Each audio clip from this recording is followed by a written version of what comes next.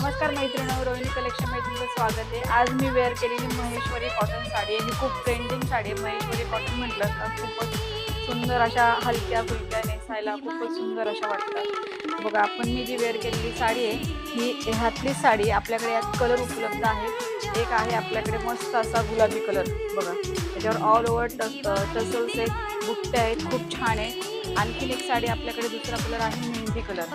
Mehndi colour बघा किती सुंदर कलर, वाव मस्तच कलर आहे। आणि जो मी वेअर केलेला कलर आहे वाईन कलर, आणि त्याला मस्त असा मोरपंखीचा असा पदर आहे, बघा खूपच छान वाटतोय।